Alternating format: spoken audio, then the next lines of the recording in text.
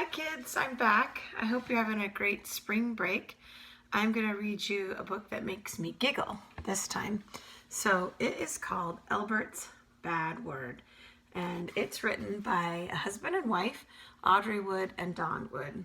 So I hope this makes you laugh a little bit, since the last book was a little sad. One afternoon at an elegant garden party, young Elbert heard a word he'd never heard before. That's Elbert.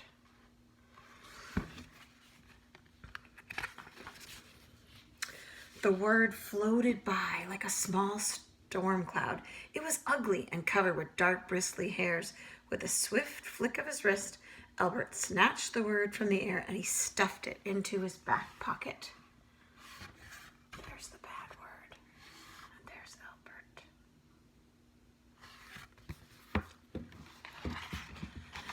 Forgetting about it, the boy went on his way, but the word waited patiently. When Aunt Isabella sang opera and soprano, the word made itself small and it flew into Elbert's mouth like a little gnat. A gnat is a little bug, smaller than a fly. That's when the trouble began. Chives, the butler, tried to balance too many trays of deviled eggs. He dropped them all onto Madame Furtada's gown.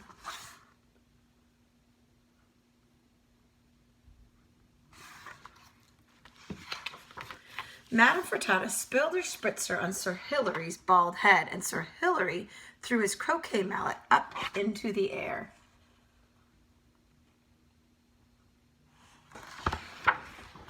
Then, with a terrible thud, the mallet landed on Elbert's great toe. Uh-oh. Elbert opened his mouth to scream, but the bad word sprang out bigger and uglier than before. Everyone at the party was shocked. They couldn't believe their ears. The bad word is huge. Come with me, young man, Elbert's mother said with a frown. The word made itself small again, about the size of a rat, and followed in the boy's shadow. In the lavatory, that's a fancy word for bathroom, Elbert's mother handed him a bar of soap. We do not say bad words, she said. Clean it out of your mouth and never use it again. While Elbert scrubbed his tongue, the bad word sat on his shoulder, snickering wickedly.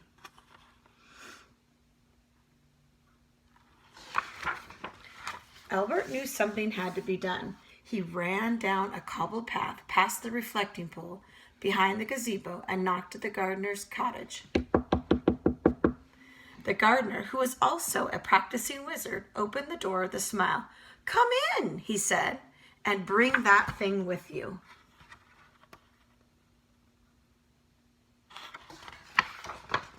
The wizard gardener knew right away that Elbert had caught a bad word and needed a cure. Opening his desk,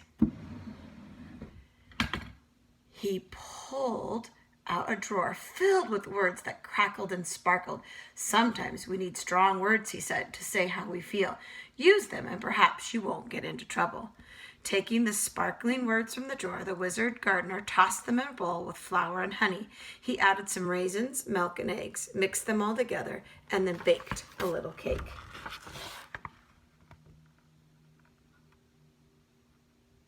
Hopefully you're doing some baking at home too. The cake was delicious, so Elbert ate every last crumb. And as he did, the ugly word shriveled to the size of a flea and hopped onto his necktie.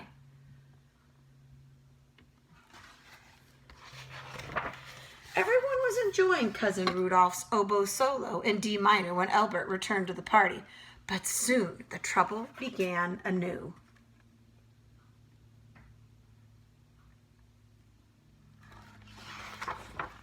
Chives, the butler, tripped on Madame Furtada's feather boa. Madame Furtada dropped her chocolate mousse on Sir Hilary's bald head.